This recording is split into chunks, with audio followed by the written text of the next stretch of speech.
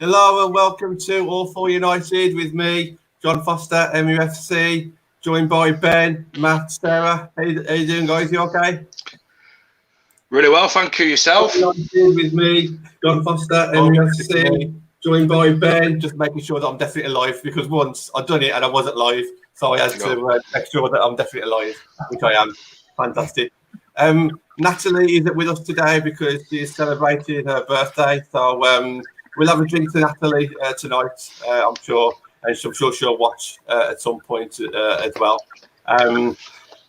Yeah, on that note, as a bit of fun in games, every time we say a player's name, we're going to have a bit of a drink. So, Sarah, keep an eye on everyone because I'm sure Ben will probably forget a couple of times. So, yeah, thank you to people in the comments already. Hello, everyone. John Fry, MGive19, John Neville. Here we go. So, I accidentally started a rumour today that it was Nat's birthday today instead of tomorrow. Yeah, kind of made a mistake. So, 8 o'clock this morning, I tagged Natalie in a post saying, "Happy birthday, Nat," and it's actually tomorrow. So I think she's had about like 20 birthday messages today. Thank you to everybody for joining in the comments. Just before we start the show, a bit of a congratulations with Amy, Lucy and Ivana with their proposals of marriage. So they're all getting married. Who's next? Matt, yourself? Yeah, not too bad. Just getting warm today. No. Okay. Is your Wi-Fi okay, Matt? I think so. You're coming through fine. Go on. Okay, let's make a start. We've had a can or two already. Right then, let's get cracking. We're going to talk today. We're going to talk about the 6 signings that we've already made halfway through the season. We're just going to give a bit of a conversation about how well each one of those have done. We're going to talk a little bit about Lotta, which I'm going to find it a little bit uncomfortable, to be honest. It's not a conversation that I particularly want to have, but I know that it's been spoken about a lot in the last 4 weeks or so on social media. So we'll speak a little bit about Lotta. We'll speak a bit about some bad news regarding a Swedish club, which may be a good thing for Man United, but I know Matt's got a bit of breaking news on that one today, so things may have changed. We'll discuss that as well, and some more potential ins in the January transfer window as well. So plenty to talk about on New Year's Eve. So let's start with yourself then, Ben. First player that we signed, Ona. Well, she had a great start. I think if Nat was here now, she'd be saying best fullback in the league. You know, she's won like Player of the Week as well. What are your thoughts on Ona, mate? Solid. I think she's done very, very, very well. She's surprised me in a way because I wasn't expecting too much too soon, if that makes any sense. We forgot to mention. Oh yeah, sorry, yeah. Oh no, bloody hell. Yeah, what was I saying? Yeah, I was expecting too much too soon of Ona. Ona. But she's exceeded my expectations. She's a solid fullback, pretty aggressive in the tackle, which I like. You know, people that know me know I like players aggressive in the tackle. And I think she's settling really, really well and quicker than I expected her to settle in. And I think she's gone far above what I expected of her in the first half of the season. How about yourself there, Sarah? Because obviously, I think a lot of people have rated Ona really well, you know, really highly. She started the season off really well, went for an injury. Yeah. You know, she had an injury and she hasn't like hit the world of light, I think, since she's come back from injury. But I think that's possibly down to some of our forwards and Amy Turner in the headlines a bit more. But Ona, like Ben has said, she's been steady. Yeah, and it's good having somebody that can play on either side as well. I like how she can run forward and track back. She's a good player to have in our squad. Yeah, I think that as well because Alder, to me, is the most attacking fullback that we've got. As you says, she plays left and the right hand side. Matt, so many fans were getting frustrated, weren't they, at the start of the season that she's playing on the wrong side. And to me, it wasn't such a big deal because sometimes you have to play around the rest of the players that you've got in the squad. But Matt, I mean, was that a big deal to you, or? I mean, being honest, I didn't know much about her. I'd seen her once for Spain in the She Believes, and she played left back then. Now, to me, last year, Amy was very good at right back. Amy. So I think for me, a left back was needed for me more than the right back. So, I mean, listen, you've all covered it well. She's come in, can play left back, right back, gets up pick very well, supports the attack, solid at the back, settled in quite well as well. I know she talks numerous times on her social media, saying, she doesn't always understand the English language and it's a work in progress. But considering that, I think she's been absolutely fantastic. I think that's consistent, I'd say, is Millie Turner, who's probably, for me, at the moment, one of our better defenders, probably the best one. But yeah, no, really impressive owner so far. I think it's good that, we've now sorted that full-back position. And looking forward to the second half of the season now. For anyone who's just watching, we're not usually this informal. It's New Year's Eve, so I'm having a drink every time I say a player's name. So that's what it's all about. Matt, what do you think about when I opened the show there and I says Natalie was saying that she's the best fullback in the league? Yeah.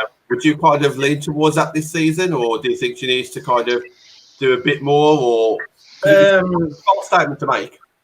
Yeah, I mean, listen, the 2-2 City game, a lot of people were saying she struggled. Now, for me, I wouldn't say she struggled. I mean, overall, we were terrible in the first half. But I think, sometimes she may get caught a little bit too high. But listen, that's not a bad thing. She's not the first fullback to do that. She gets back and she recovers because she's pretty quick. So I think, for me, happy so far. I think there's always bits everybody can work on, no matter who you are, whether you're the best player in the team or the best player in the world, But I think, so far she's come in, she's done what we needed, which is to kind of, solidify the fullback positions. We've had success with her going forward. She's got back. And, listen, we're not as bad as people think defensively. We're up there. I know Mary's joint for clean sheets with Ellie Roebuck, and we're sitting top of the league. So I think, for me, it's one of them, really. People will say, there's room for improvement. But for me at the minute, no complaints, really. How about you guys? Yeah, go on, Ben. What are your thoughts on that? I just think, I think it's a little bit too soon to call her the best fullback in the league. Potential is there. Potential is definitely there, man. But I think she's got to go some to, be in the top 2 or 3. But I think definitely in a season, 2 seasons, when she's settled in, and she's playing week in, week out, there's no injuries, there's no illnesses or whatever it may be, I reckon there's a player there. There's definitely a player there. But not for me at the minute, not the best in the league, but potentially she's got all the potential in the world to be one of the best in the leagues in the coming future months and years and days and weeks and whatever else. Well, I think she has definitely got the potential. I think much like yourself, Matt, I didn't know too much about her until we signed her. But I think what I enjoyed seeing the most is the fact that if she's got space ahead of her, whether it be out wide or coming slightly in field, she'll run into that space, won't she? And she will get really far forward. And we saw that, I don't know if it was a Chelsea game. I think it could have been a Chelsea game, the first game of the season or the second game of the season. Her heat map actually showed how far up the pitch she was. And I think it was a Chelsea game because I was quite impressed with it being such an attacking team that it was again. Sarah, what are your thoughts on Ona regarding her attacking abilities, not just her defensive, but attacking as well? She gets forward, doesn't she? She does. And I like how she links up with people. Like if she's playing with Leah's on the wing, she'll link up really well. And she's not afraid to put in crosses as well. Yeah. Well, that's something that we lacked, I thought, last season, and I think a lot of fans thought the same, that like the fullbacks didn't get further forward enough. And I do like the fact that she was overlapping Leah, who's also been nominated for Player of the Month. Best player in the league. Best player in the league. Yeah. Who's the best player? Who's the best player, Ben? Leah Galton. Oh, bugger.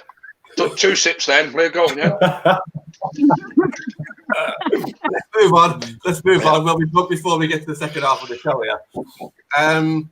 Matt, Ivana Fuso. So obviously a little bit late to get coming to the party, so to speak, with an injury. Can't comment too much on her performances just yet. Obviously, we've seen her a couple of times, so you can give us your thoughts on Ivana. But also, is she just going to be like one for like more so next season, or do you think there's plans for this season as well? Or she's still young. Yeah, I mean, again, somebody else I didn't know much about. I think, like you say, she's been very unlucky with injuries. We did see glimpses, obviously, against Everton, didn't we? And she looked very, very good. I think, we know she's quick. She's quite small. She's kind of, low centre of gravity. Her dribbling's pretty good. And she had a chance to score as well. Obviously, I think if she connects with it properly, she would have, put that away. But I think, one for the future, definitely. I think if we can work her in this season, considering we've got injuries to people like LJ that are similar position. Matt has been having trouble with his Wi-Fi. Can you still hear us, Matt?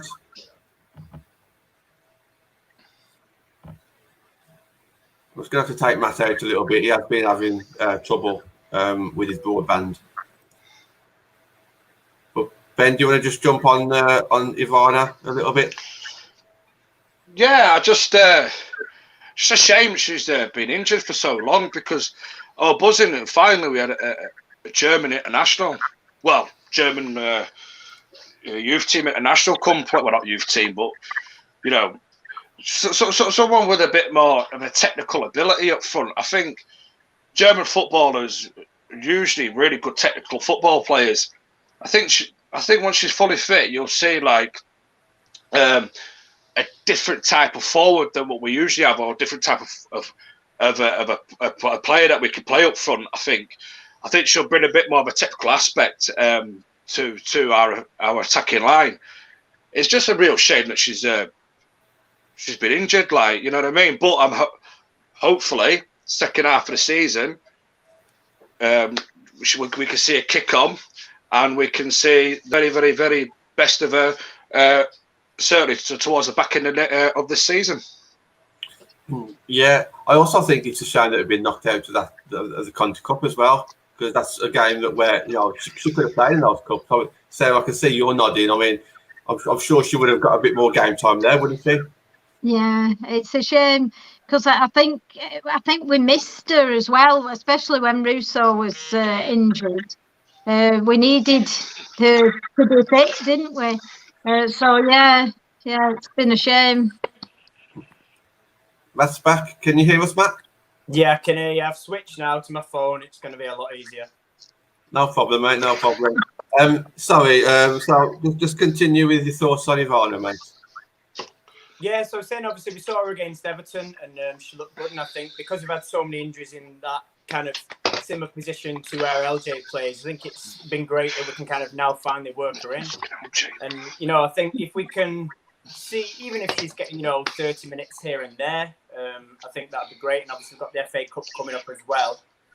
So, if we draw maybe a team where it allows us to field some of the youngsters, i.e. a lower league team, then, brilliant. But yeah, looking forward to seeing more of Ivana, and hopefully she can just stay fit between sort of now and May. Where do you kind of put everyone of the strikers in like some sort of order, not in regards of ability or anything like that, but obviously Russo's out at the moment, well, she would be my first choice. I mean, Matt, have you got like kind of like an order that you're going, or would you look at like who they're playing against or who they're playing with, maybe? Yeah, I think opposition definitely comes into it. And this was something I talked about last season where, for me, the team has to kind of sometimes suit who we play. For example, when we play Reading, we know it's very gritty and we're really up for a fight. I think it's difficult, like you say, because we've got so many injuries. I think, obviously, Russo would be my first pick all the time, hands down, alongside Press if possible. But obviously, Press has been injured and then ill. And still finding a feet. Obviously, LJ's been out as well, so it's difficult. But I a big fan of Jess as well. Obviously not a bigger fan as Nat if she was here, but I think she's just been, we played essentially recently, and she was fantastic. She's, what you get with her, 100% work rate and commitment to the cause. But yeah, I think difficult to pick, like you say, with all the injuries, a sort of set two. I think, the Reading game, it ended up with Hansen centrally, didn't it? And then obviously Leah and Tobin either side. But yeah, I suppose it's one of those. If we've got a fully fit team, then for me, it's Rousseau and Press as kind of that front two. Or if we're picking a front three, put Leah on one side and, fit Tobin in as well. But I think it's great this year. We've got so many options, really.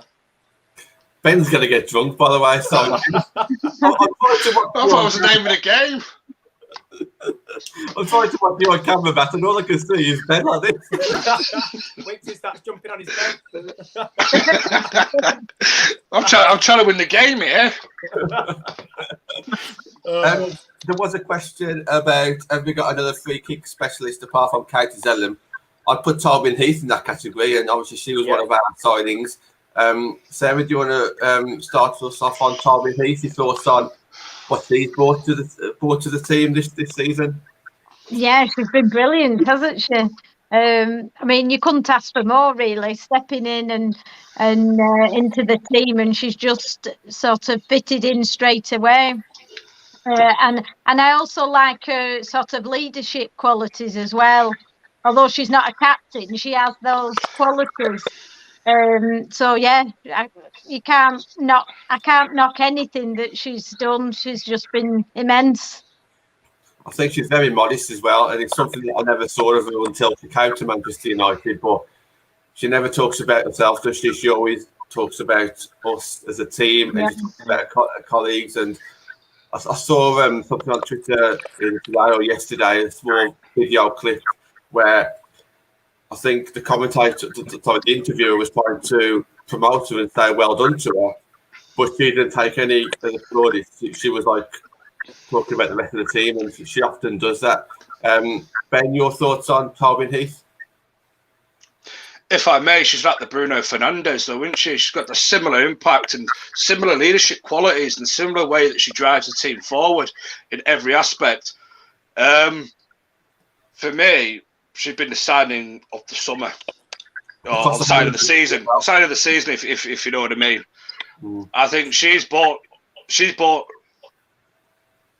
that sort of winning mentality to this team. I feel a lot more than what we probably previously had, because the way she drives forward and the way she's always, geeing up the teammates and that. She's always, come on, let's go and get another one, or let's we're Man United. Come on, let's go and get the win. Let's I think it's just absolute leadership qualities that are absolutely immense, and she's got half a strike on her as well. Absolutely, I've been really impressed with Tobin Heath, mate. Absolutely top notch. And I've got to take another sip on her.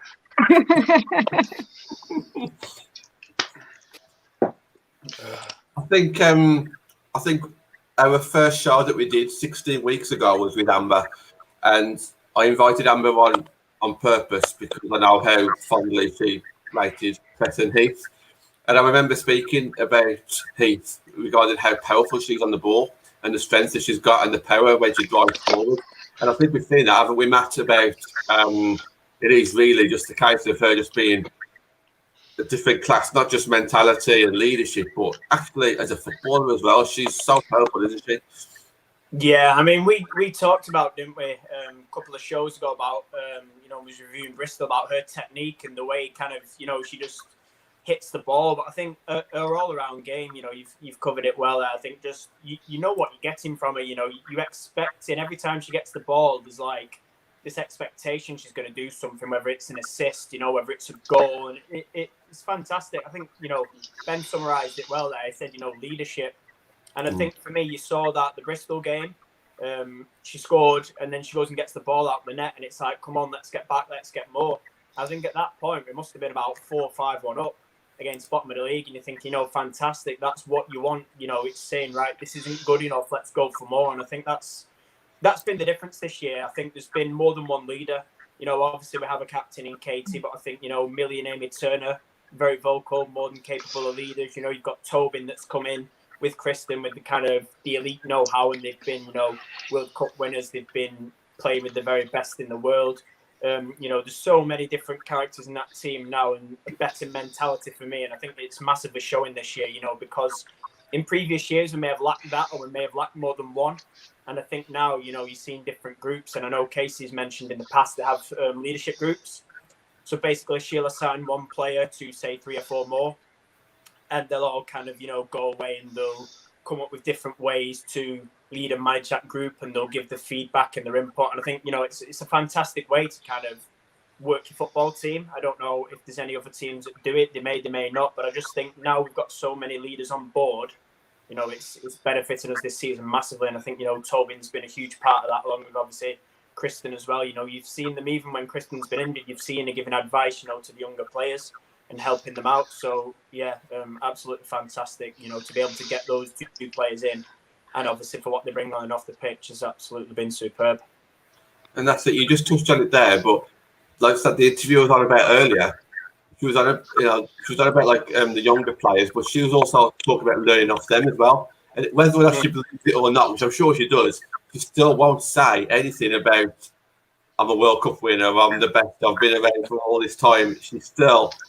I'm still learning off these guys, and it's just so refreshing to see, isn't it? Matt, I'll start with you regarding Lucy standing fourth. First of all, how excited was you when we made that signing, and as she kind of lived up to that expectation as well? Yeah, I think, again, you know, it was somebody that's proven in the league. You know, she'd been at Sunderland first, been at Birmingham. And I think, again, you knew what you were getting. I think one thing that we sometimes maybe didn't do in previous seasons was kind of hit the ball from outside the box. And I think, you know, when obviously she's had a few injuries and been kind of unlucky this year, but I think when Lucy's fully fit and we do see the best of her, you know, I think she will be very important. You know, she can pick a pass. She's not afraid to, you know, put a foot in. I think we've got Hayley, who, you know, I absolutely love, and I think she's brilliant for attacking. But I think Lucy can be the same.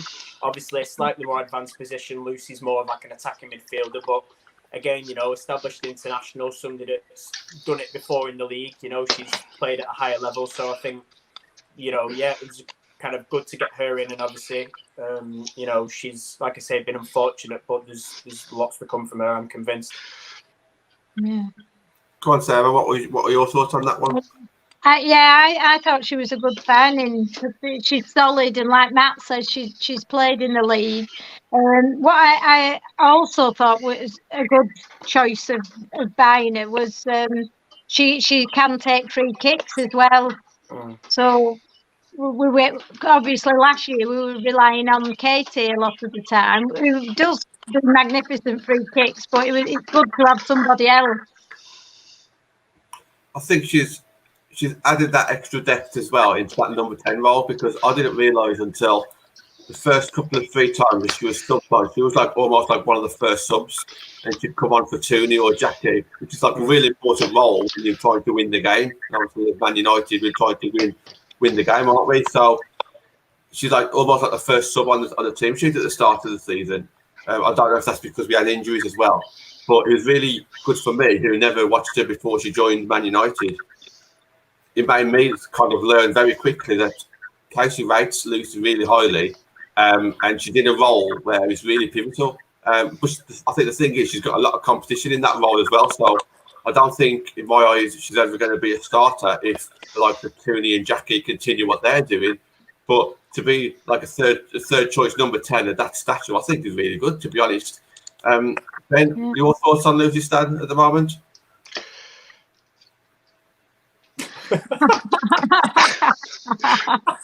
Yeah, she's a bit ashamed. She again, another one that's had her injury problems, and that it's just been a shame, really, because when United announced the signing of Lucy Stan, I was like really, really buzzing for that one. I was like, here's a solid player who knows the WSL inside out, England international, you know, and it could offer another dimension to our midfield. I thought that's a solid signing. That's a very astute signing from Casey Stoney.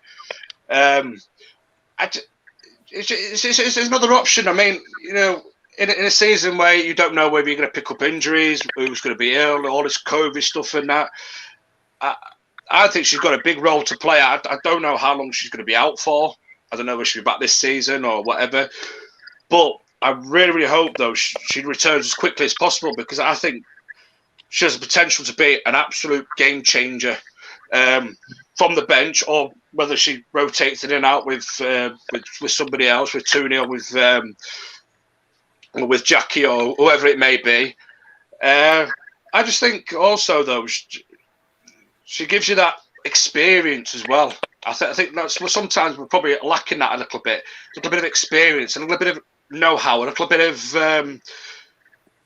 footballing brain. You know, if you're struggling to maybe open up a game, you can rely on someone like Lucy Stanningthorpe with all her experience to try and change a game, hopefully in our favour. I thought it was a very, very smart signing from Casey. I really did. I think that's one thing that you kind of touched on there that I thought at the time as well. We were signing a lot of youngsters, and names were floating around of like youngsters, and we'll mention one of them a bit later when we talk about who we're potentially signing in January.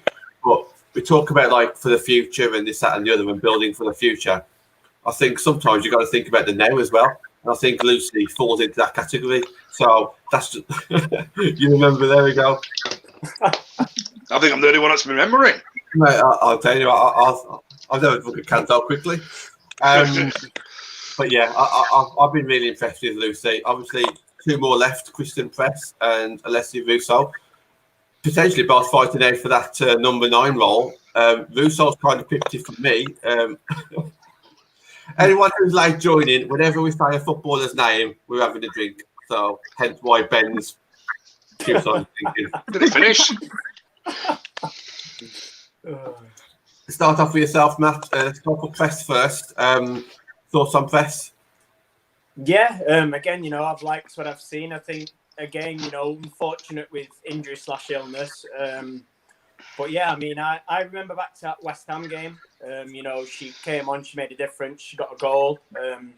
West Ham was obviously somewhere we struggled last year. And I think, again, we keep talking about experience and leaders, but I think, we are kind of, like you said, we're looking for the now as well as the future. And I think, again, somebody that can put the ball in the back of the net when given the chance. She works hard. She's, again, an unbelievable shot on her. I think back to earlier games in the season, and she works that line very well. She works hard. She, very strong as well on the ball. Doesn't give defenders a minute's rest. And I think, again, somebody else I'm looking forward to when fully fit in the second half of the season. I think, we've got the depth and the variety now up top. I think sometimes last year we might have been a bit predictable, and even in the Championship, there was kind of like we had the forwards that were, kind of not one-dimensional, but you knew what you were getting with them. And I think what's great with Kristen is she can do a variety of things. She can come short, she can predator in the box, link up play, just the whole package really. And I think, again, her coming in with Tobin's really kind of lifted everyone. And yeah, like I say, disappointing that she's not been able to play, due to her injury. But again, she will come good. And once we get her back and Russo back, I think, that will be a serious forward line for me, one that's going to be keeping us hopefully top of the league come May. Matt, I can see you laughing because I think you've just seen Ben finish his can. I've actually finished. Actually, let's open another one. Hold on. Who's to the toilet? Ben needs permission with hand up. Best the quick have a drink. You ask Pritt. I'm really a slow drinker usually. Sarah, regarding Kristen Press, there's rumours about staying for that second season. Can you see it happening? Which obviously, I'm sure you'd love to see it happening, but do you think it's possible that they can stay just a little bit longer and experience a full season with the Barmy Army and the fans and being in England? Let's hope so. I mean, if we can see them this season, it'll be a big thing, won't it? But I mean, for them to stay next season, I hope they do. But I suppose it just depends, doesn't it? How they feel. I think they've settled in, haven't they? So it's just who knows.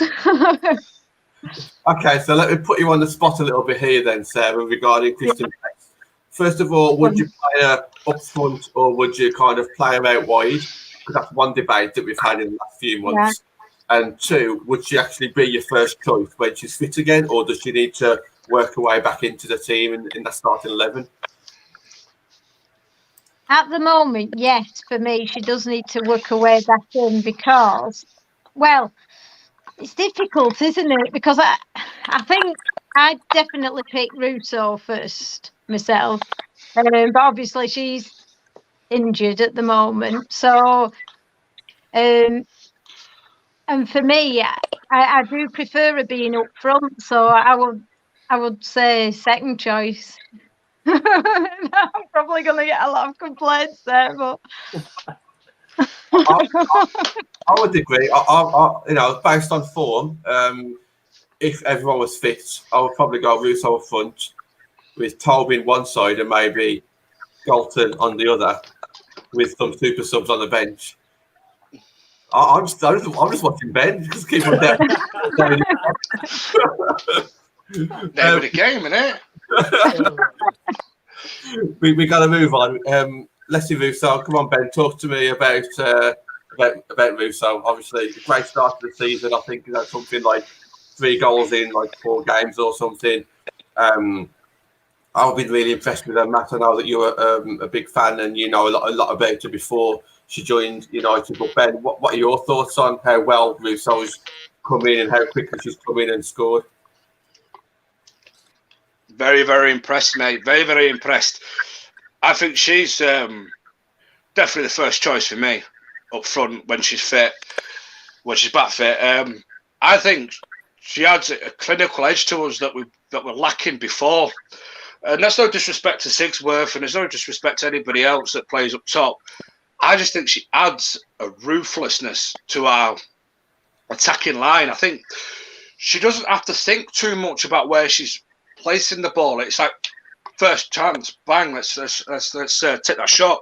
Whereas sometimes some players try to overcomplicate it and overthink it and try and walk it in the back of the net or whatever it may be. But I think she's certainly bolstered our attacking line. And I think she'd probably go on to break all sorts of goal scoring records, I think, for United and in the WSL. She's young enough, she's talented enough. I think I certainly would have her ahead of anybody else at the minute when she's fit, obviously. I'd have her in front of Press. I'd have her in front of anybody else up top, Sigsworth, Ross, anyone like that. She has got to be our top first choice striker, in my opinion. Is there room for improvement? Of course there is. Just like any other players, there's always room for improvement somewhere. But I certainly don't see too many weaknesses in her game, which is another top positive plus there. And again, another top signing out the draw from Casey Stoney. That Casey's absolutely nailed on, bang, top draw of all his transfers this past summer window. It's been so astute signings. It's really, really, really kicked us on another level. Matt, just before we listen to what you're saying about Russo, there's a comment here from John saying that his front three would be Press, Heath and Russo. And we have seen that, I think, October, November time before the injury started to happen, etc. But that means you'd have to leave Galton or Hansen out. And based on form, that's a bold decision in itself. So I think if you talk about like the quality, Ben's got me. He's had the drink. It's hard to leave Galton out at the moment. Hansen started off the season really, really well. Galton's continued the season really well.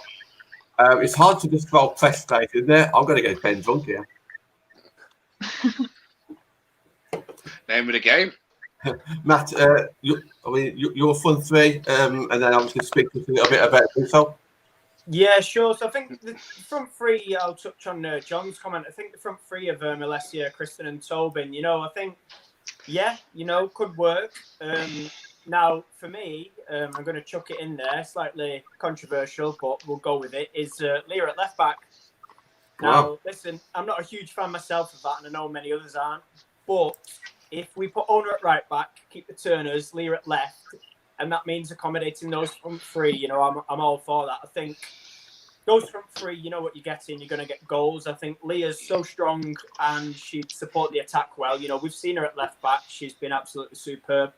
So if we're looking at really shoring up the defence and kind of going for it, then, you know, like John said, that front three could work if everybody's fit.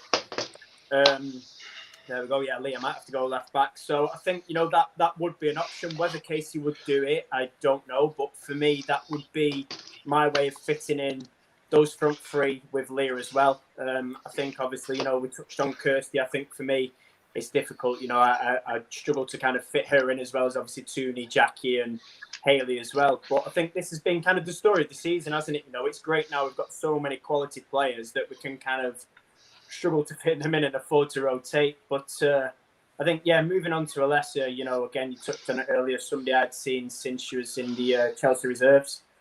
And yeah, wow. I mean, it was one where in summer there was a player, Dana Castellanos, and she played in the same World Cup as Alessia, and they both finished top scorer in the Under-17 World Cup. This was back in 2016. And I was gutted when Castellanos went to Atletico Madrid. But that said, then Alessia signed, and for me, she's probably as good as, if not better than. So whilst we didn't get Castellanos, you know, Alessia, next best thing for me. I think, you know, someday, I mean, you've all seen now her talent. You know, she's tall, she's strong, she's not afraid, as Ben said before, to have a go. She's very direct. The Birmingham game, you know, we saw she came on, she'll collect the ball from deep. You know, if she's not getting the service, she will literally go and correct that herself. And I think sometimes that's what's been missing. You know, I think she's very different to what we have with sort of Jess and Jane. They're kind of, you know, they're more strong, the physical, the players that are in the air. And I think, yeah, Alessia is just, for me, you know, absolutely quality. I think there's so much more to come. And obviously, bar an injury, you know, I think she would have been our signing of the summer. I think for me, she's, you know, the one I was certainly most excited about. Out of everybody. And yeah, again, you know, somebody I'm looking forward again to seeing what she can do when she comes back from injury. Couple of things there. There's a few comments about the Talbot Heath, about Leah Galton, so I want to talk about that. But Vusal was my signing of the season until Talbot quite recently. I think Talbot just kind of overtook her there. But for me, the way Alessia's just hit the ground running, if she had just carried on without that injury, surely she would have been the signing of the season and potentially the signing of the WSL. Regarding Leah Galton, I remember Casey Stoney at the start saying we have to find a way to get Leah into the team, and that's why she's ended up being left back. So it just shows how highly Casey rates Leah as well. Sarah, just your opinion on Alessia before we start moving on to the January signings? Yeah, she's brilliant. She's definitely, you know, a great signing and one to keep. I think we need to keep her. I like how she, like Matt said, she'll track back and get the ball if nothing's happening for her and run with it. And with her being tall, she can sort of battle with the defence as well. So I think she's been brilliant. Yeah. Did she kind of take you by surprise, the fact that like she has done so well, like the fact that like she's come straight in and she started scoring goals and the crowd have took to her, online have took to her. We've kind of really welcomed her in, and like she's doing really well, isn't she? I mean, has it took you by surprise how quickly it's happened as well? Well, it has in the sense I'd not heard of her before, to be quite honest. So yeah, in that sense. But when I think with young players, if they come into a squad and they fitted in, I think they can. You know, there's that potential anyway, isn't there? Really, it's a bit like with Ona. She's sort of fitted in straight away, and you wouldn't realise, you know, how young they are, these players. I think that just goes back to what Ben said earlier about every signing that Casey has made has brought something to the team, whether it be for the future, whether it be for the now, whether it be leadership, whether it be goals, whether it be attacking fullback, something. Everyone has brought something to that team, and to bring in 6 players and for everyone to contribute the way that they have has been fantastic, hasn't it? Thank you for everybody in the comments. Please hit the thumbs up button. It helps the channel. Thank you very much. Matt, can you just talk to us a little bit about if there's any fans watching and they want to join the supporters group Barmy Army? Would you mind just telling them how you can go about doing that? Is that okay? Yeah, sure. So we have memberships for the Barmy Army, and basically, if you are living internationally, so you're not within the UK, you can get this for free. So all you need to do is either tweet us, and that's at Barmy Army MUWFC, or same name again on Instagram. If you send us a message, we can get across forms, and all we need is your email address to send these forms across. And, you know, there's many benefits of membership, you know, as Natalie discussed last week, all kind of the membership, you know, you have a say in things, there's votes, you know, we've just run a Player of the Year poll, that's currently ongoing as well. So things like that you can get involved with. Those that are UK based, you know, there's discounts on merchandise. There is opportunity to have kind of, you know, the first chance when the bus is up and running for away games, you know, you'll have preference as a member. And yeah, you know, it's just a great thing to be a part of. You know, you get your membership card as well. Big community now, we're growing every week. You know, so many different people getting involved, and I think you know, it's just brilliant. I know I've met so many people since kind of when we started in 2018, and there was like 9 or 10 of us going, and I think now, you know, it's brilliant that everyone can kind of get involved. You know, doesn't matter whether you're new to women's football, you've watched 1 game, you've watched 100 games, you know, everybody's welcome. And I think, yeah, you know, if you can do it, definitely, like I say, drop us a message on Instagram. Even just one of us 4, you know, my Twitter handle's on the screen. Drop me a message. Happy to point you in the right direction and come and get involved. Thank you, Matt. Absolutely, I agree thoroughly. Absolutely. Lots of Rockfish. So that comment on the screen is still leaving. Look, it's all obviously just rumours at the moment, but for myself, what I would like to see happen is I would like to see Lotta go to get some game time with the aim to kind of bring her back. That's what I would think. But whether or not going back to Swedish club, which is what is rumoured to be going to, is going to be good enough, I don't know. I don't know how she can go back to there to get game time. I think she needs to have maybe a bit of a step up and maybe, you know, play, even if it's like at the championship level or just some regular game time, maybe in England or something. Because I do really like Lotta. I know that she isn't first choice, but I don't think she's ever going to get first choice without getting some games. Ben, let's start off for yourself on Lotta. I mean, where do you? I know it's kind of putting you on the spot here, but what would you like to kind of see happen with Lotta? Because there's a lot of talk on Twitter. Would you like her to go, stay, loan, this, that, and the other? A loan move would be my preference for her. It's a difficult one, really, because I don't know if she's homesick as well or something. You know, you just don't know what players go through an individual's mind. I don't know whether she misses her home country or not. But I find it baffling if she wants to go back to Sweden. I think she needs to stay within top level football or within a top bracket of football to try and prove herself, try and muscle her way into this Manchester United side. That's depending on if she wants to stay at United. There's potential there.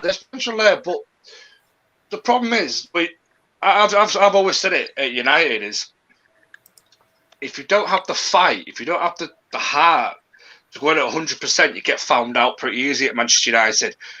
And I don't know. I'm just undecided on her, really, to be fair. When you see players like, for example, Martha Harris, that always gets digged out for criticism, but she works her socks off so hard. She runs, you know, she runs herself into the ground. She's looking in the best shape I've ever seen her. You know, and that's down to hard work off the field. You know, on the training pitch and everything. You're thinking, There's somebody that wants to play for Manchester United. They might not be in the team in a minute. They've been injured. They've been in and out.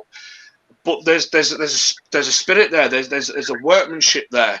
You know, that she wants to get back in the team. And I don't see that from Lotte. I don't see that battle there. Do you know what I mean? I think there's been a number of times where she could have been a first choice in Casey Stoney's starting lineup. But is it the attitude? Is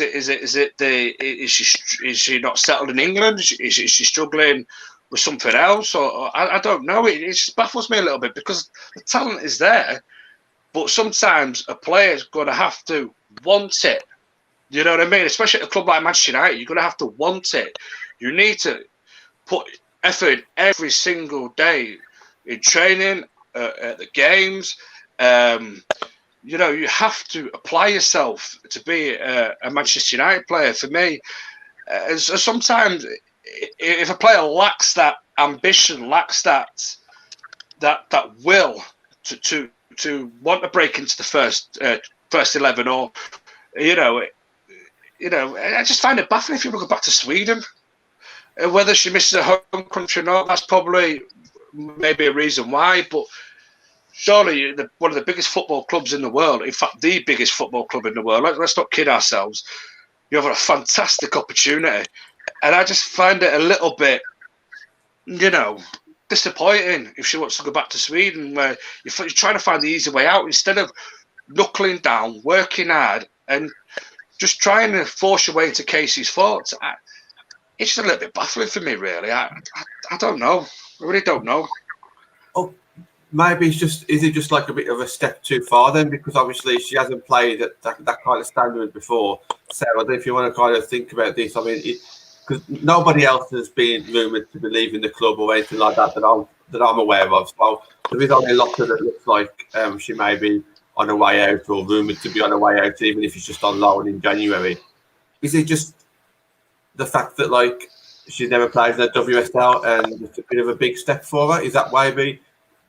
Any criticism that she does get, is that all it is? Is it just like a big jump for her? Yeah, well, for me, I think she needs to be a bit more physical herself. I think she can get shrugged off the ball too easy sometimes. So for me, I think it would be good for her to go on loan to a championship club where they have. You know, you've got teams where that are physical as well. So that's what I think she needs to work on.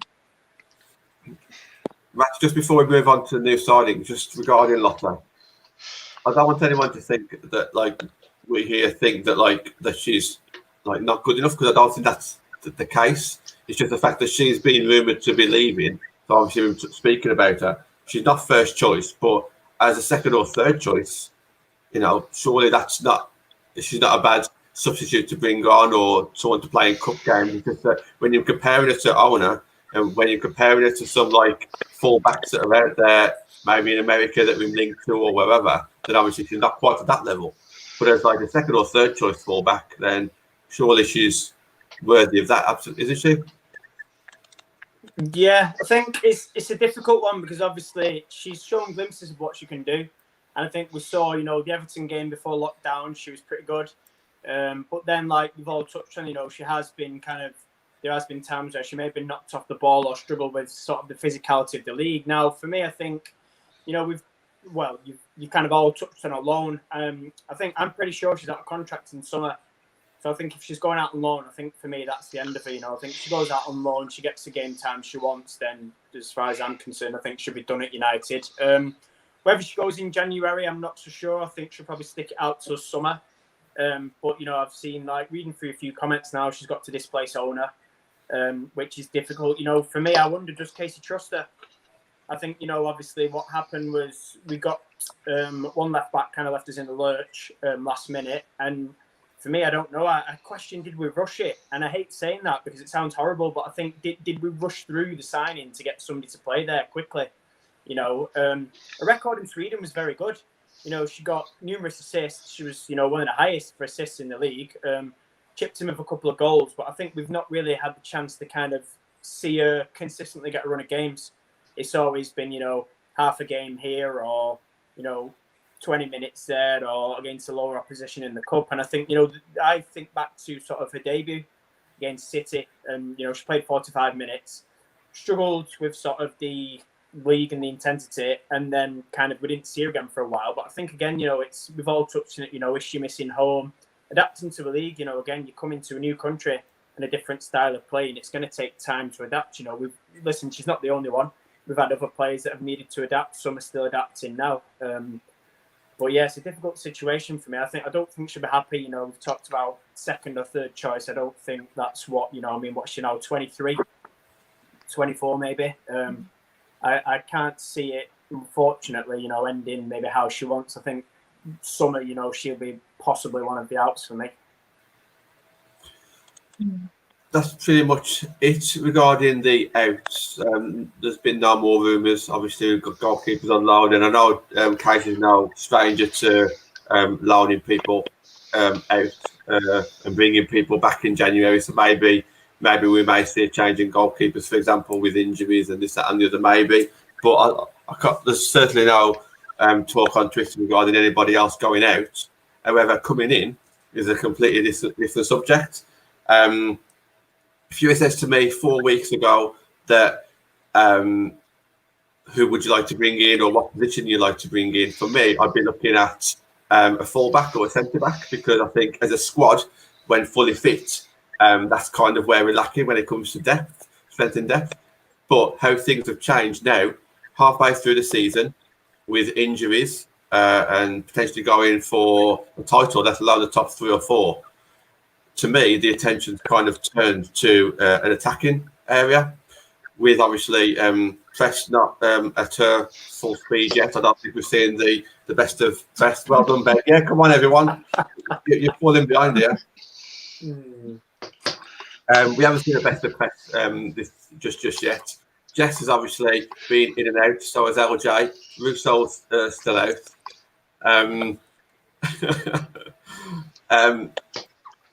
I could understand why strikers are being talked about. So one striker that was linked with in the summer was Eva Navarro from Spain. Obviously another youngster, knows Ona.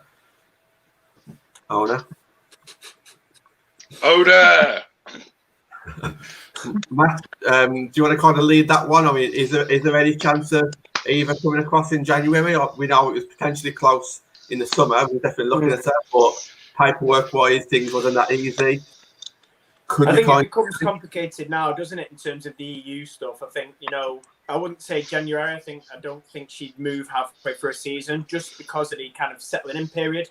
I think, you know, to come over, Casey's talked about it a lot. It has to be kind of right for the player and the club. And I think to come in mid-season is difficult, especially to a team where we're top of the league. There's a lot expected of you. So, yeah, I think maybe summer. I think it all depends, again, you know, on sort of Tobin and Kristen, doesn't it? If we can keep them, then, you know, Eva may come in for sort of after that. Whether she does or not, I don't know. But, you know, she would be one for the future and a good addition, I think. And yeah, kind of, I don't know. January is one of them. I'd agree with what you said, John. I think, you know, a fullback, definitely. Possibly even a centre-half as well. You know, I think if we're looking now, let's assume that, you know, we're bringing somebody in January, that those kind of 2 positions, fullback and centre-half, would be what I'd kind of go for myself. Like you said, I think, you know, somebody to challenge the Turners. Obviously, we've got Abby as well. But I think if we're looking towards sort of next season, Champions League, we do need kind of, you know, that elite top, you know, that's been there, Champions League know-how that can play, you know, whether that's a fullback or a centre-half. And yeah, something John says there, back up for Hayley. I'd agree. You know, I think, you know, well, you all know how much I rate Hayley.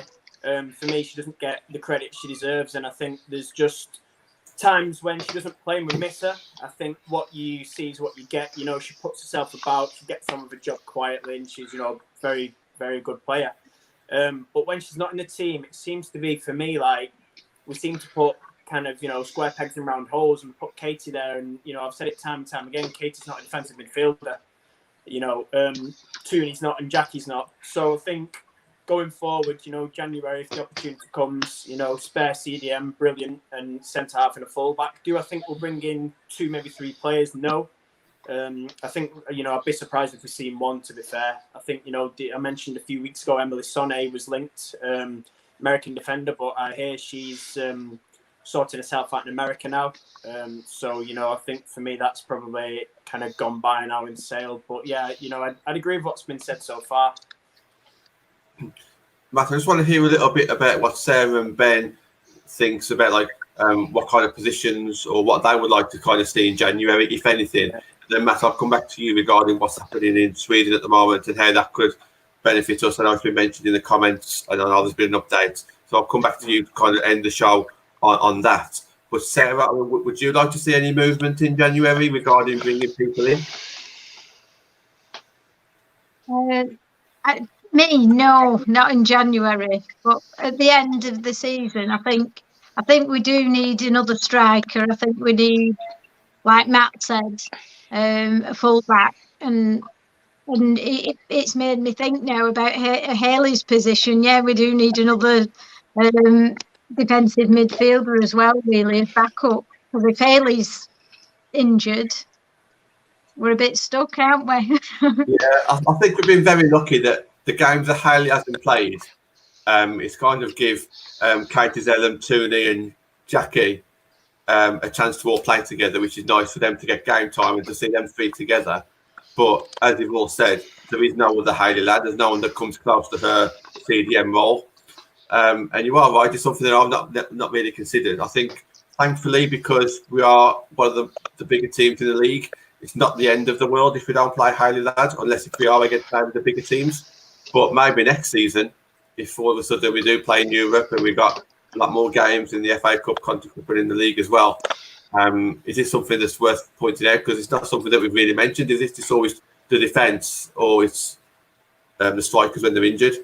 Ben, any movement in January? What would you like to see happen, if anything? I'm not sure about January, but definitely the summer. The back line needs strengthening a little bit for me. I think injuries, 1 or 2 injuries away for an absolute disaster at the back, mate, to be fair. We strengthen up at the back, centre half, possibly another wing back. The transfers is a strange thing because we get linked to, just like the men's team, you get linked to hundreds of players, man. And some people take it for absolute gospel. This player's coming, that player might be coming. They get lost in, this transfer giddiness is what I call it. I don't really get giddy until the player's signing a dotted line or until there's concrete proof. I just think what we need to do is trust in the process, trust in Casey Stoney, because she's proven the summer and in the past that when she's set up the team, that she can make some really, really astute signings. And she knows what she's talking about. She knows the vision of the club. She knows which direction she wants this football club to head in. And I think we have to trust in her a little bit.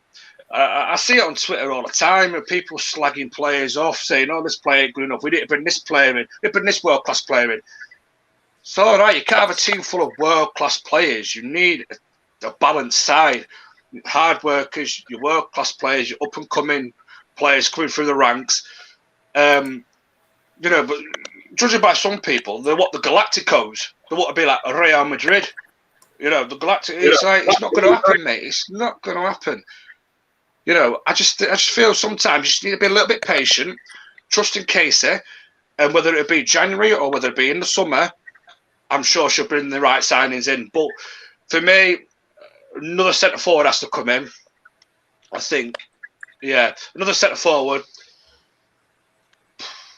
A CDM, yes, I think there's a backup to Haley Ladd, and I think a centre half and a wing back is a must. And jobs are good enough, I think, for me. Can't think of anywhere else we really need improvement. That midfield and the midfield's for me sorted, and out on the wings, I think is sorted. I think, but yeah, I just think just a little plea from me. Just trust in the process, trust in Casey. I don't trust in all that babble on Twitter half the time. It's not worth it. You mentioned Casey there. Don't forget, Casey's been nominated for Manager of the Month. So get your votes in on the FA. Have a drink for Manager of the Month nomination.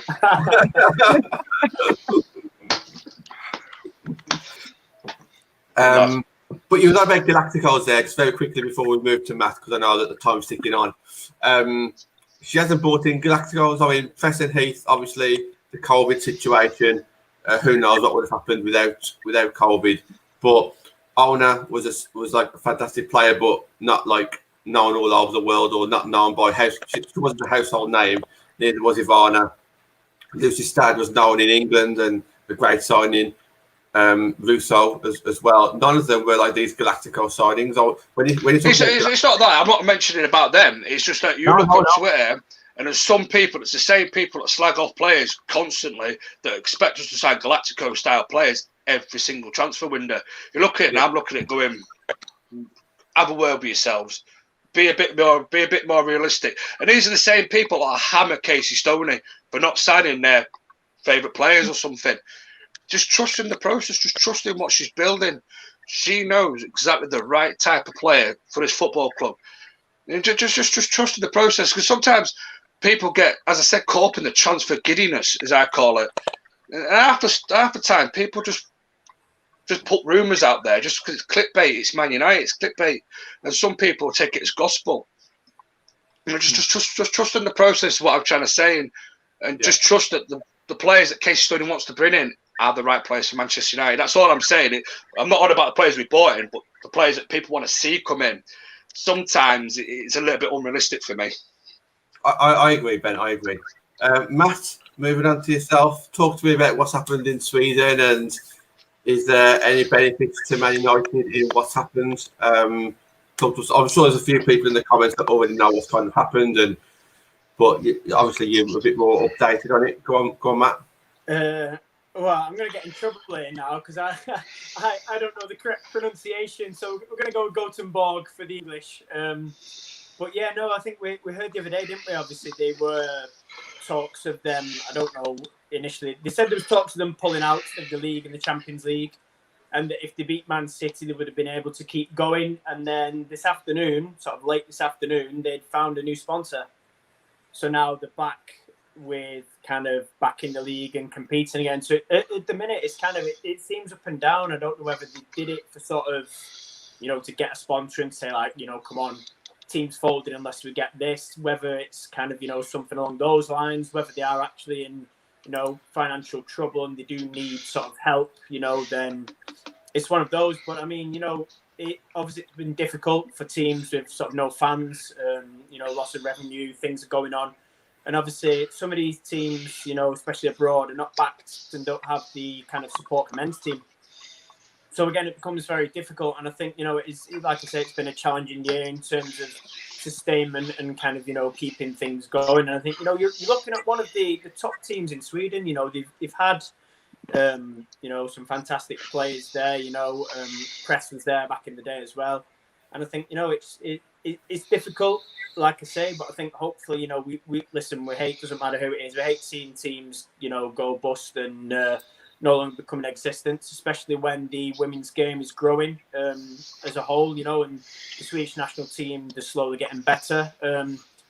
John says they've done it for the sponsor. I'd probably agree. I think it was sort of a bit of a plea really for, sponsorship monies and like, come and save us. We kind of, we're paying players and we've got no income in. And I think, hopefully, fingers crossed, they can kind of, keep the team together for the sake of those players and sake of their league, really. I think, like I say, we don't want to see any team go under for the good of the game as well. You get Champions League, they're one of the better teams in Sweden. And I think hopefully, they can, fingers crossed now with this new sponsor, keep going for the remainder of the season. And then hopefully, if things improve, we can hopefully see fans back sort of before May and, that provides a boost for them.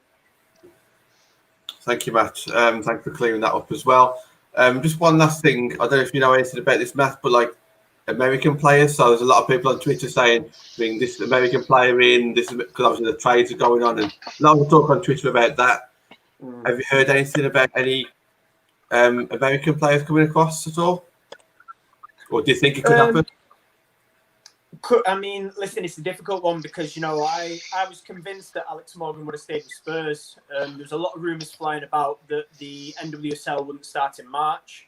And now we're being told there will be something in March, whether that is the actual season that's going to happen or they play a tournament just simply for, sort of catching up. Who knows? Obviously, America, big country in different states are obviously affected differently. So I think, in terms of Americans coming in, like I said, we were linked with Sonny a couple of weeks ago, but that seems to quieten down. I think, depending on their situation, and again, it's a difficult one because obviously if I'm looking at here, it's got worse. I think if it gets worse over there, you might see a couple sort of coming on loan, finances, depending. But again, it's like we've mentioned, it's difficult because it's January. And I think, if we don't bring anybody in, I'm looking at other teams, will they, do smaller teams, will they have the financial backing to bring in these type players? Probably not. So I think for me, I'd be surprised if we saw any more come over. I think, unless now there's like a contractual issue where, they get released or they don't want to play for the club that owns the rights, then I think, it's kind of pretty set. But I believe from what I've read anyway, there's something supposed to be happening in sort of March time over there. So, I mean, listen, there's always players out there. If we can get players of that quality in, Casey's said it, and I agree, if it improves the team, then absolutely, but it's like Ben touched on earlier for me, people are chucking out these world-class names. Obviously, one, finance comes into it, and two, the character. And I think a lot of people they don't get that side where it's brilliant if we can bring world-class in, but, we've got an environment where there's so many kind of different characters, and Casey talks about the right types, Ben touched on it and yourselves before about the mentality, they've got to be right. They've got to want it. They've got to want to fight for the place. They've got to want to come over and improve themselves and improve the team. And I think, unless you're getting that, for me, if it's the wrong character and it's somebody that's going to disrupt the dressing room and our flow, what we've got, then for me, it's a no. Doesn't matter how good they are. If they don't fit in with what we want at Man United and the direction we're going, then listen, you could be the best player in the world, but if your mentality is completely wrong and you don't fit the environment, it's a waste of time because 9 times out of 10 it doesn't work. I think we all agree with that. I think people in the comments and people at home and Ben, I can see everyone nodding, and it is all about that mentality and about that team spirit. We have got the best team spirit in the league. I think that's one of the reasons why we're actually top of the league at the moment. We have got something that no other club has got. I do really believe that. We have to come to the end of the show. We could talk for hours, couldn't we? But we've got over an hour. Thank you to everybody in the comments for joining in. I hope you all have a happy new year. Ben, I don't know how you're still awake. The amount of time that you've won the drinking game. I mean, I was trying to keep up with you, but I'm sorry to everybody in the comments. I do usually put more comments on screen, but it's hard to keep up. It's hard to keep up with Ben, let alone anybody else. Sarah, thank you for joining us. If anybody would like to get in touch with yourself, Ben, how can people go about doing it? Usually on the old Twitter at Benny MUFC. That's the best way, mate. On Twitter, DM me, at me. Yeah, Twitter usually. That's good for me. Same for myself on Twitter, John Foster MUFC. Matt, yourself? Yeah, same again, Twitter or Instagram as well. Either or really. Most active like you guys on Twitter, again, it's been really great sort of these past 3 or 4 weeks, I've enjoyed interacting with different people. Again, like I said, Barmy Army is running the player of the season polls at the minute, so I think we're currently on the 5th round. Yeah. So, get involved with that. Lots of different options, lots of talking points and controversy with that due to the groupings, but I'll put that out there now. That's not my doing. Before you all come for me with the heat. So yeah, but I mean, come get involved, whether that's, us lot, whether it's Barmy Army, become a member, see what we're about, come and chat, like I say, agree, disagree, it's totally cool. We've got some brilliant stuff coming up in the new year. So yeah, come get involved. Thank you. Sarah, if anybody wants to talk to you about our women's team, where can they find you? Yeah, you asked me this last time. I never... Sarah's on finding.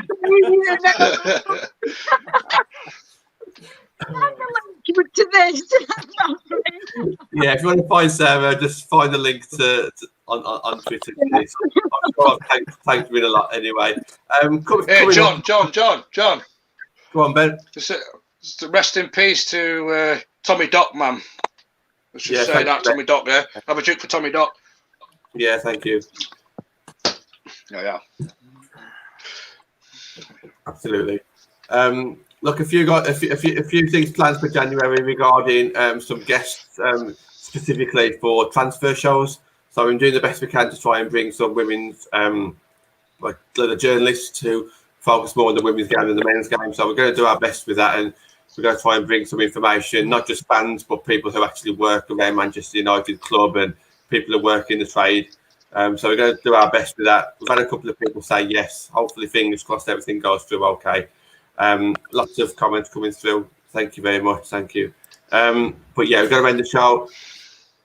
Happy New Year all. Hope you've enjoyed the drinking game. I can definitely feel it. Yeah. And we'll go back to our sensible selves next year. Thank you to everybody. Thank you, Matt. Ben, Cheers. See ya. See you guys. Thank you. Cheers. Happy New Year. Happy birthday, Nat. Happy birthday, Nat. Happy birthday, Nat.